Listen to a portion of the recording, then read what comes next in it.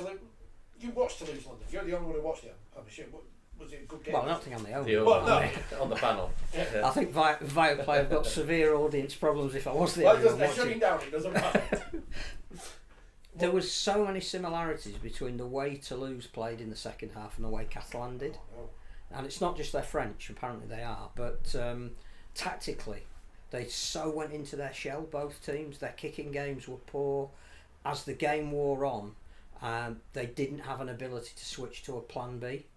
They didn't create anything in the closing 3 or 4 sets. 3 or 4 sets of the game gone. Your immediate livelihood's on the line. You might try a few Hail Mary plays, or even just keep the ball alive, and you drop the ball and you lose anyway. It doesn't actually matter. They did nothing. The last set of 6 they were caught in possession. Like, you can't do that. You just keep it alive, like the Sundex final. Yeah, but like Batley did at that last try. But Catalan didn't. Toulouse didn't. I don't think it was the pressure of the home fans. I just think it was that psychologically, for some reason, they went into their shell. The Gallic game is normally one of trying to keep the ball alive anyway. So they didn't look like the Toulouse team that certainly had played in the first half, or that you would expect to play in a certain way. And I would imagine the person that's scratching his head the most about that is their coach. Wigan are back, potentially. Could be back, because they beat Catalans 10-2 in not the greatest ever grand final. I think everyone's pretty much confirmed that to be the case. But that's not Wigan's fault, that their game plan completely strangled the life out of Catalan's attack, which showed absolutely zilch in the game. 2 moments? We were talking about this downstairs. Tyrone May's break and Tom Jota being ankle tapped 10 metres away from his own line, being the best moments of attack for the Dragons in the match. So you can't criticise the Warriors for that. 2 sin binnings in the match. We go forever without cards in the grand final, and then they're all coming up once. 2 in this game, and both the right decisions. Well, the first sin bin the first sin bin of the grand final history was when Catalan played 2 years ago, and I was involved in that decision because that was a professional foul as well. There was no try, and it was a sin bin instead. No penalty try and a sin bin, and well, they were just straightforward decisions as far as I'm concerned in terms of the sin bins. Steve McNamara's comment that the dangerous lift wasn't worthy of a sin bin because it was a grand final is just nonsense. They just didn't play well enough, Catalan. They didn't create, did they? They didn't create. I mean, it wasn't the most entertaining of finals. I think it's different when you're there. I was there as opposed to watching it on TV. I think I'd have been less engaged had I been watching it on TV, because you can get up from the sofa and go and make a cup of tea or whatever, or flick over on a channel. You're committed because you sat in your seat, aren't you? So but the atmosphere was great. But it was a good atmosphere, and the standard of play was actually good. It wasn't, if you recall a few months ago, as I was saying before. No, this is a brilliant point. That the Challenge Cup final, people talked about it. Actually, for all it was a fantastic occasion, and went to golden point, and it was all in jeopardy in terms of the result, and it was exciting. The quality, as people generally agreed, wasn't really there. There was a lot of mistakes in that final, but that's probably glossed over with the passage of time, and people remember the goal line, the drop goal, and it becomes, it goes down in history, doesn't it, for that. But actually, in terms of quality, this grand final I thought was better. It was a better quality game. There weren't that many mistakes, but it was a conservative performance from both teams. It was, minimise your errors as best you can. It was defences on top. And there's a lot to be admired for that, and you see it very often in the top international games between the top teams. You're never always going to get a final that is the most entertaining. Is that the kind of rugby I would want to watch week in, week out? No, it's not. But I think there's a lot to be admired about the way in which, in particular, Wigan played. Because whilst it was 2-2 at half time, they were so dominant. Well, not so dominant. They were dominant in the first half, I felt. And I always felt that they would probably kick on, and the effect of the sin bin, you wondered how much that would take effect, and when that really the second card came about, it was always a question of how long can they survive, because Wigan was just so dangerous down their left edge, weren't they, on Catalan's right. Correctly ruled out for a forward pass, but then only a few minutes later they get the try. It was devoid of big moments though, wasn't it? I just think that there is still an enjoyment in the kind of defensive performance that Wigan put on. Everybody, it's a two-sided game. If we only had attack, it'd be touch and pass. Which is now in the Olympics, apparently. And the stat that we accidentally uncovered on full time, which you shared with the world in the press conference, yes. we could have kept that for ourselves. Yeah, but I never would have had the chance to ask because we buggered off. That was the first time that a team had not conceded a try in a grand final. There is immense merit in that, in the way that that Wigan's defence was, had less and less thrown at it as the game went on, partly because the energy levels of Catalan through the two sin binnings and the fact they didn't have a kicking game meant that it wasn't put under extreme duress. I thought at half time we were in for a great second half because I thought Catalan hadn't conceded whilst having that first sin binning. They'd hung in the game like they did against St Helens and had enough at the end to come back and win it, and that Wigan had been dominant in the first half but went in going, why aren't we ahead? And I thought, that sets up a really intriguing. The sin binning at the start of the second half just completely changed that.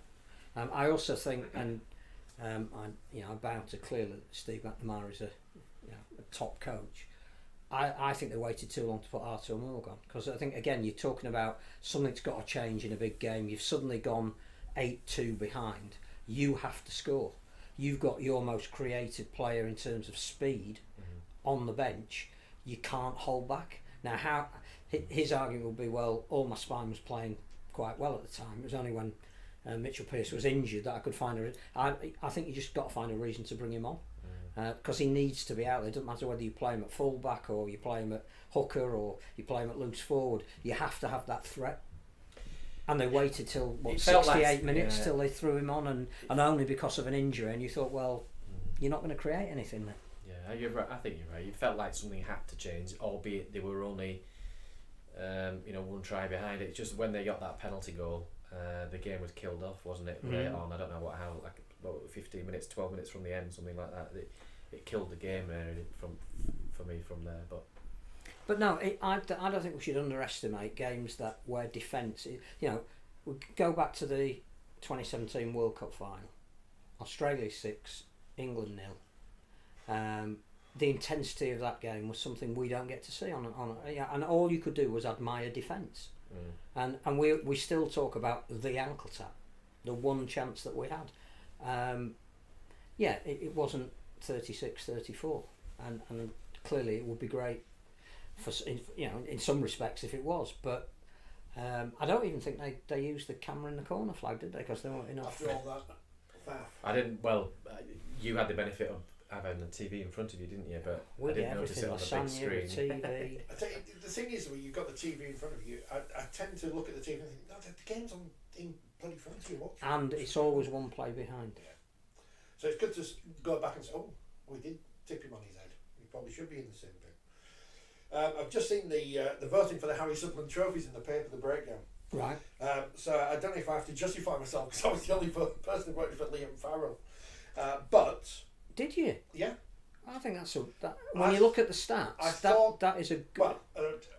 Created the only try. This is coming on to the thing.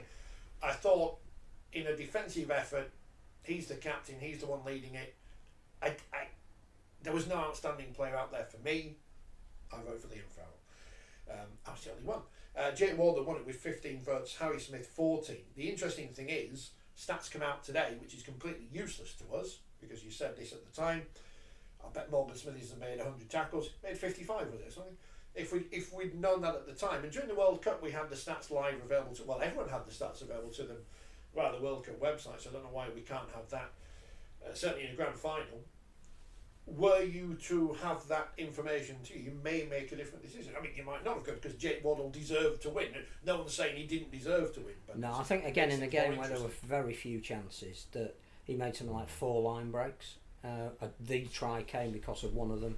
A disallowed try, again he set it up. You think that when you're working and trying to pick the player that's made the most impact, it's the most eye-catching play. It's not the guy that made 55 tackles, because A, you don't know that he's done it, and B, you're not sitting there counting them. You're looking at who has material. Harry Smith's kicking game was good, so that's why he got 14 votes. For me, I love it. I love the position of centre anyway. I think it's one of the most underestimated positions in the game, because I think if you're a really, really good centre, you can make so much happen. And I just thought all of the moments where you went, ooh, he was involved in it. Jay Field got 4 votes, Liam Marshall 3, Bevan French 2. I think Nigel Wiscar's description of Jay Field's performance, which is in the Daily Mirror today, is absolutely brilliant. So go buy the Daily Mirror. It's online. Go read the Daily Mirror. Buy the Daily Mirror anyway, Yeah. but it's online if you want it. One thing I'd just say about the kicking game, because we were having this conversation beforehand, was that I'd like to see the stats on how Catalan and how Wigan usually play in terms of their kicking game, and how that differed maybe from the grand final, if it did differ, because there weren't really many balls put to ground, and whether is that typical for a grand final because the small in goals, which you saw with the effect of Tom Johnson sliding into the in goal area and hitting the advertising board. But I can only remember one goal line dropout in the game, which was there were 2. Which was that one when Johnson went, but you can't build pressure by getting repeat sets off the back of a goal line dropout, which it's too dangerous. Which is enthralling if you're going to give away a 7 tackle set. Yeah. I think you're right about the in goals, and I think it does raise the question that we started: is Old Trafford fit for purpose? As a spectator stadium, it's looking old, feeling a bit old. There are some areas where you think, oh yeah, you see Champions League football is played here. There are others where you think needs a bit of work, and you look at the pitch specification, it's not safe. I don't think it has that destination feeling that Wembley does, because of I know there's history attached to Old Trafford, of course, but Wembley at least is moderner, it's newer. In the same way that Huddersfield is new. I know it's 30 odd years old probably now, but it's a modern facility. It was built for the purpose that it is there for now. There's plenty of leg room. When we go to Anfield, that's terrible, there's no leg room there. Ellen Road likewise, apart from the big stand, which is great, especially for in the boxes. But again, tired old stadia, they haven't been rebuilt to the standard. But I think you're right. I'd not considered that it affects the tactics of the team. It's risk or reward, isn't it? That you go, Catalan have scored more tries from kicks than any other team this year, so it's an incredibly good part of their armoury. But if they can't use it at Ellen Road because they're being told you can't get it wrong, we don't want to keep defending 7 tackles. Old Trafford, you mean? Yeah, not Ellen Road. Yeah, and particularly with the weather. Typical grand final weather in that, and the time of day it's played, the grass gets dew, it gets wet, so the ball is going to skid, so it's more likely to go dead, and it goes dead, you lose, you've lost the field possession and the extra tackle off the 20. It will be interesting to track from a stats point of view back to grand finals, and then look at how Wigan and Catalan usually play and how they played in the grand final, just in terms of the kicking game, because it just felt like a lot of cross-field kicks. The other thing I'd say about Wigan, I thought in the first half they perhaps were overplaying a little bit when they were playing against 12 men. They didn't seem to build the pressure to me. They just were keen to get it to the edge. Obviously, they didn't have the success in the first half, but they looked like they were almost certain to score a try at one moment. Was that the tackle that you referred to? No, that was Mitchell Pearce. Okay, because I couldn't tell from where I was. Fantastic tackle, yeah. right on his own goal line. For all the world, it looked like a try. I think that was on foul, I think. Yeah. Apparently, one download in South Africa doesn't get us in the chance. Should have got the whole family to download. Download offered. And early. Kevin says Mitchell Pearce was kept quiet. Yeah, but so was Bevan French. Yeah. The problem with the advertising boards, someone eventually will get hurt there. That's probability that will happen. Robert is not happy. Not happy at all. With who though? The referee. Terrible ref and TV. Was the video ref used in the match? There was no video ref calls. There was a restart decision on whether it's a 20 metre or a goal line dropout. That was the only, and then obviously there was input on the foul play, as there always is. Biased against Catalans. Well, they give away the two seem I mean, I haven't watched the game on TV, so you don't see it in the same level of detail. But to me, all the major decisions looked correct. You were not sat there in the stand thinking, bloody hell, he's had a shot. It was handled. The game was handled. It was the same for both sides. There may be an argument that somebody might want to say that perhaps there wasn't enough whistle, or there wasn't enough set restarts. The game was slower. I have no idea. I'm just throwing it out there. I'm not suggesting there were very few set restarts. The only thing I heard as a potential criticism of the referee, and I thought he contributed to as good an occasion as we could have had, was that one of the teams was allowed to stand offside, and once that had happened early in the game, their defensive capability was aided by the fact that it wasn't the full 10 metres. I didn't see it. Well, again, in terms of ref reviews, Opta stats the 10 metres, so that they would have access, the department would have access this week to know exactly what the average 10 metres set was that the referee set, and the average per team. Which we'll never know. We won't know, but I suspect it won't be significantly different because it rarely is. No. In fact, for me, I think as a referee, on a major final, you want to come out and let the players and the teams grab all the headlines, and I don't really think people would. Yeah, okay, people may have talked about the sin bins because they're going to do because they were influential to the outcome, but they were correct. Yeah, and I think the other thing is I saw a lot more on social media praising the performance of the referee than I agree than we normally do. Yeah. Normally it's only if something controversial has happened and the referee may have got it wrong, that people are actively going out of their way to say I thought the referee had a really good game. I had this debate with Paul Cook a couple of weeks ago on that Catalan semi-final. I didn't watch the game because it was in South Africa, but I was sort of commenting generally. I was commenting generally that he was saying that the referee was contributing to certainly the first half in terms of there not being much whistle, not many set restarts, and that was contributing to the flow of the game. But I suggested he hadn't read my article about refereeing major matches in the Forty20 magazine where he also has a column. Absolutely. That's largely down to the players and not down to the referee, because as last time Catalan played at home in the playoff, it was far from free flowing, and that wasn't because I was refereeing. It may have been partly because of that, but it was mainly because the players just didn't want to be. Yeah. And I thought actually Catalan clearly must have learnt that lesson from last year. So they must have been far more disciplined, and they were actually, despite having two sin bins, they were disciplined on Saturday's game. Well, the two sin can happen, it can bins go also, wrong. yeah, one's a technique thing, which again, balance and body weight and all that kind of thing, it can happen. The other one was if you hadn't done what he did, the coach would have had you in. I thought you did exactly the right thing. Yeah. He got beaten on the outside. What can you do? You got to do whatever you can to prevent your opposite number scoring a try. And if your team can hang in there for 10 minutes, you can come back in and make a difference, then that's fine. But if you let the opposition score because you're in an offside position and you don't tackle your opposite number, your coach will string you up. Right, so here's a question for you, because it's just been Kevin's point that Adam Kierman's been banned for a game. Yes. Right? For Wigan, ironically. Can Catalans appeal it and get it extended? Make a frivolous appeal. Can they do that? Is he banned for Super League or the World Club Challenge against Penrith to be held in Las Vegas? Potentially. Depends when. Made that up. It depends when the World Club Challenge is and whether the season started on. No, there'll be a friendly against Warrington. That'll count. Yeah, it'll count. They always count. They can count one friendly as part of their ban, so it'll count for that. But now, Gouache, if you're watching, get that appeal in. But just make sure it's frivolous, whatever you do. And take the World Club Challenge to Las Vegas. Certainly in French. Did anything else happen on Saturday? Apart from people, more complaints I got on Twitter after the game were about the PA system being crap and they couldn't hear Reverend and the Makers, or the fact that you were supposed to stay silent. One thing I was saying downstairs whilst we were setting up was that I think you setting up. Yeah. Plug the microphone in, didn't move it close enough to it. I felt that the build-up wasn't great in that the Jerusalem was played and then there just seemed to be a lull before the teams came out and people didn't know. I got the sense that people were like, people were turning around like, something's wrong here, something's not going right. The teams are not out, what's happening? On TV it probably felt different because the camera was probably focused on the band and then the band introduced them, but maybe that's different if they do the same again next year because people then know what happened. But I thought they built a little bit of an atmosphere. There's a tradition there, and then the tradition was broken because they had a band. Now that band's going to be a different band next year.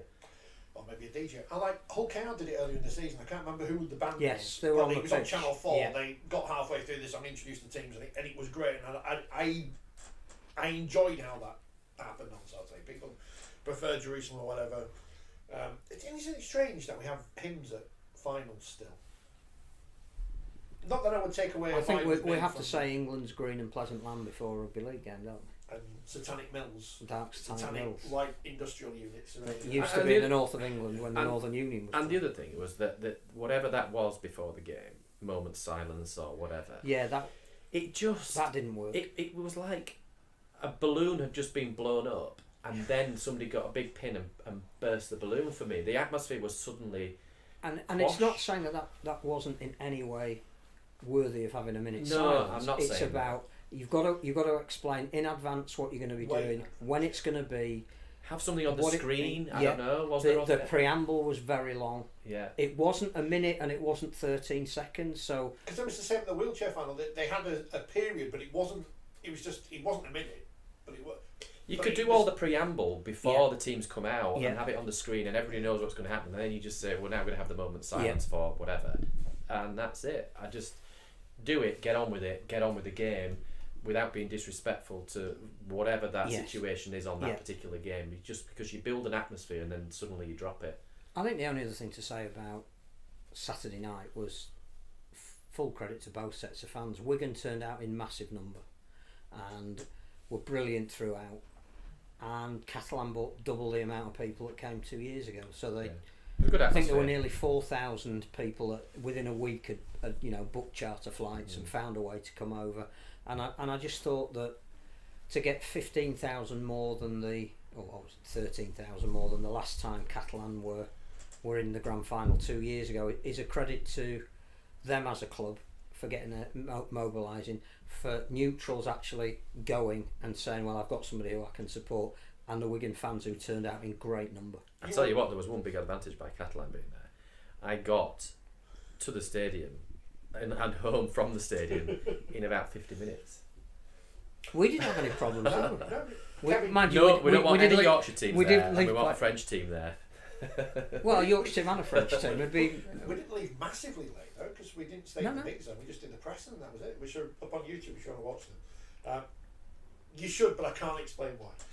Kevin Asani were there. 58,137. It was good atmosphere though, and the stadium. Yeah, it's not the best, but it's good at hiding empty seats. Yeah, it looked and felt full. Yeah. I was going to say something and I can't remember what it was, but I don't think there's anything else to say about Saturday. It wasn't a game that gave us many talking points afterwards. I want the World Club Challenge to go to Las Vegas. Because you want to go to Las Vegas, don't you? I'm not desperate to go to Las Vegas. I just think that if we're serious, and I understand that Matty Peake wants to go to Australia, wants to try and emulate what Wigan did in '94 and what Saints did this year, and he wants that extra challenge of taking his team to the other side of the world and being, involved in that NRL type build up to a game. But I just think if we are going to have this event in Las Vegas and there are going to be 4 NRL teams playing over a weekend, that the Friday night now should be the World Club Challenge. That isn't, Penrith aren't one of those 4 teams. 100% should be in Las Vegas as a piggyback. They went only the other year to Australia. They lost, didn't they? Did they play a Super League? Didn't they play Hull as well as a Super League match? But it's not like they've not done it recently. No, it's what we were saying the other week about the NRL Grand Final was so good. It had such a worldwide impact because that was a game where, yes, the standard was high, but the drama was ridiculous. How do we graft onto that, saying we're part of the same game? We might not be at that level, but that's rugby league. Do you like that? But as a marketing exercise, go to America.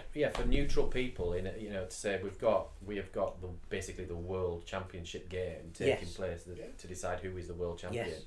Then that's. And this is a team from England. And they're not 2 American teams. They're really confused with that concept. Yeah. No, I just think I don't know even if it's impossible to even plan something like this.